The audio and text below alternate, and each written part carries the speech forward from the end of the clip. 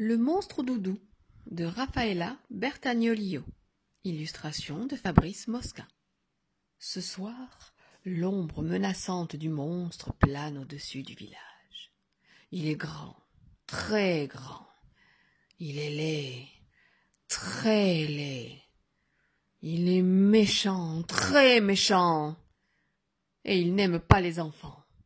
Il les déteste.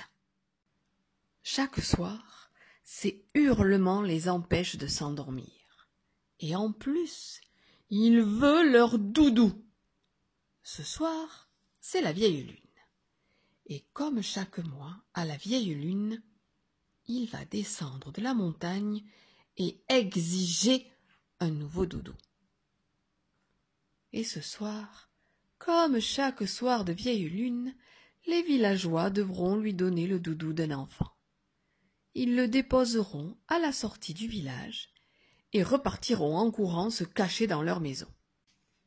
Le monstre viendra alors s'en emparer et l'emportera dans sa sombre grotte.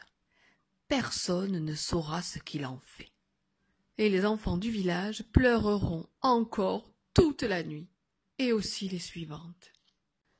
C'est un bien triste village, où des enfants sans doudou ne veulent plus dormir et épuisent leurs parents de leurs pleurs.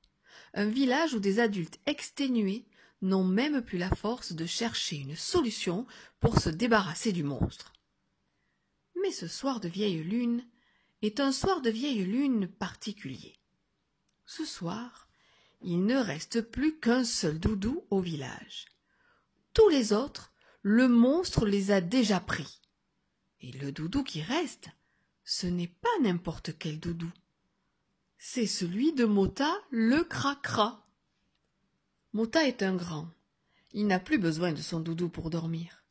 Mais ce doudou-là est tellement affreux que jusqu'alors, personne n'avait osé le proposer au monstre, de peur de le mettre en colère. Car il est sale, très sale. Il est laid, très laid. Et surtout, il sent mauvais, très, très mauvais.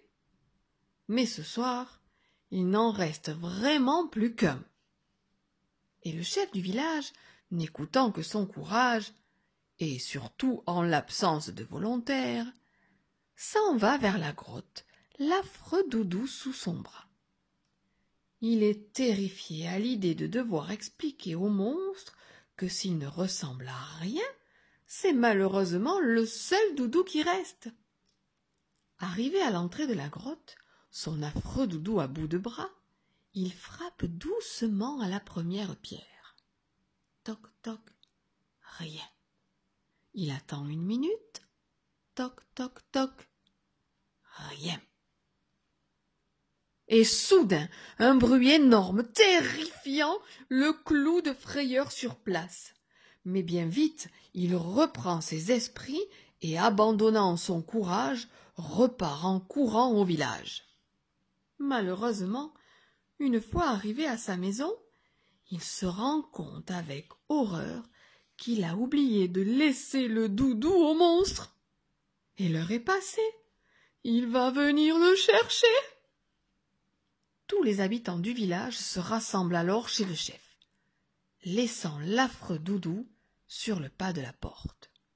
On entend déjà les pas du monstre qui font trembler la montagne. Il approche. Les adultes tremblent.